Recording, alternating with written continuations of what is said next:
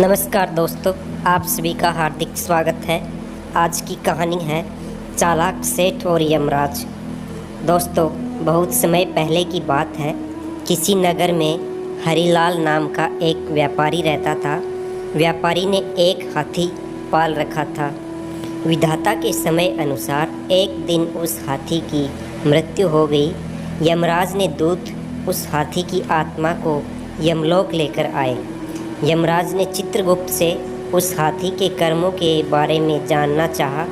जब चित्रगुप्त ने यमराज से कहा, प्रभु, इस हाथी ने अपने जीवन में कभी भी गलत काम नहीं किया, इसके कर्म काफ़ी अच्छे रहे हैं।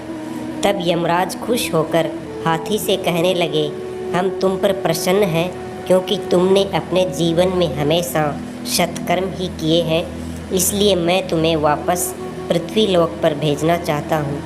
हाथी ने यमराज से कहा, प्रभु, यदि आप हमारे ऊपर प्रसन्न हैं तो हमें यह वर दीजिए कि इंसान हमारे ऊपर कभी भी शासन न कर सके। यह सुनकर यमराज काफ़ी आश्चर्यचकित हो गए। उन्होंने हाथी से कहा कि हे गजराज, मनुष्य तो काफ़ी बुद्धिमान प्राणी होता है, फिर तुम इसके साथ क्यों नहीं रहना चाहते? तब हाथी ने यमराज से कहा, प्रभु, मैं ये नहीं चाहता कि कोई मनुष्य हम पर शासन करे, क्योंकि मनुष्य के साथ रहना हमारे लिए काफ़ी कठिन है। ऐसा मैं इसलिए कह रहा हूँ क्योंकि ये लोग काफ़ी होशियार होते हैं। यमराज ने हाथी से कहा कि ठीक है, यदि तुम्हारी बात सही निकली तो तुम जैसा कहोगे हम वैसा ही करेंगे, और यदि तुम्हारी बात झूठी निकली तो जैसा हम कहेंगे तुम्हें वैसा ही करना होगा। हाथी ने कहा कि मुझे मंजूर है। तब यमराज ने दूतों से कहा, जाओ और इसके मालिक को यमलोक लेकर आओ। 4 दूत उस हाथी के मालिक को लेने के लिए पृथ्वी लोक पर गए। जब हरिलाल सो गया तो चारों दूतों ने चारपाई सहित उस हाथी के मालिक को लेकर यमलोक की तरफ बढ़ने लगे। हरिलाल की बीच में नींद खुल गई। उसने देखा कि मैं तो आकाश में हूँ, और नीचे देखा तो ज़मीन ही गायब थी। तब हरिलाल ने दूतों से पूछा कि हमें कहाँ लेकर जा रहे हो? तब यमदूतों ने कहा कि हम आपको यमलोक लेकर जा रहे हैं। हरिलाल ने कहा कि यमलोक तो मृत्यु के बाद जाते हैं, मैं तो अभी जिंदा हूँ। तब यमदूतों ने कहा कि आज यमलोक में जिंदा इंसान की ज़रूरत है, इसलिए हम तुम्हें यमलोक लेकर चल रहे हैं। हरिलाल काफ़ी होशियार था। उसने काफ़ी देर तक सोचा कि उसके दिमाग में अचानक एक आइडिया आया। उसके चारपाई पर ही बगल में कागज़ और कलम थी। उसने कागज़ कलम उठाया और एक सादे कागज़ पर लिखा कि यमराज, इस मनुष्य को अपना सिंहासन सौंप देना, यह मेरा आदेश है। और उसने भगवान विष्णु का हस्ताक्षर भी कर दिया। यमदूत हरिलाल को लेकर यमलोक पहुँचे। वहाँ यमराज हरिलाल को देखकर काफ़ी खुश हुए।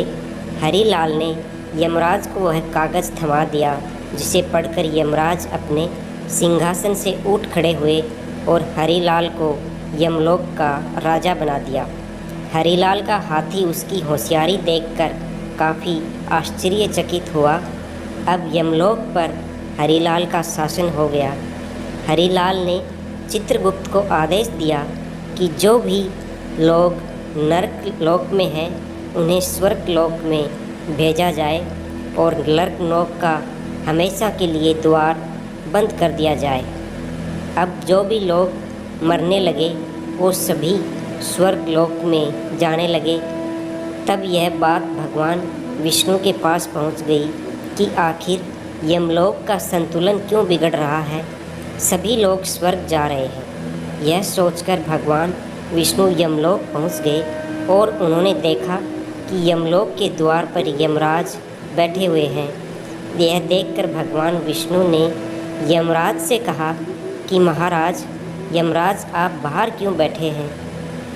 तब यमराज ने भगवान विष्णु को कहा, हरिलाल द्वारा दिया हुआ कागज़ दिखाया, जिसमें लिखा हुआ था कि इस मनुष्य को यमलोक का सिंहासन सौंप दिया जाए, और नीचे भगवान विष्णु का हस्ताक्षर भी था। यह सब देखकर भगवान विष्णु हंसने लगे और यमराज से कहा कि तुमने किसी जिंदा मनुष्य को यमलोक में बुला लिया है क्या? तब यमराज ने कहा कि हाँ प्रभु, मैंने एक जिंदा मनुष्य को धरती से यमलोक में बुलाया है। तब भगवान विष्णु यमराज के साथ हरिलाल के पास पहुँचे। हरिलाल भगवान विष्णु को देखकर सिंहासन से उठ खड़ा हुआ और भगवान विष्णु से बोला कि प्रभु, मेरी यही इच्छा थी कि मैं आपको अपने समक्ष बुला सकूं, इसलिए मैंने यह सब कुछ किया है। हरिलाल की बात सुनकर भगवान विष्णु बहुत प्रसन्न हुए। यमराज ने हाथी से कहा कि हे गजराज, आप जीत गए और मैं हार गया। उसके बाद यमराज ने हरिलाल को वापस पृथ्वीलोक पर भेज दिया और उसके दिमाग से यह सारी बातें बुला दी और यमराज ने गजराज को भी पृथ्वीलोक पर भेज दिया। दोस्तों, आज की कहानी यहीं समाप्त होती है।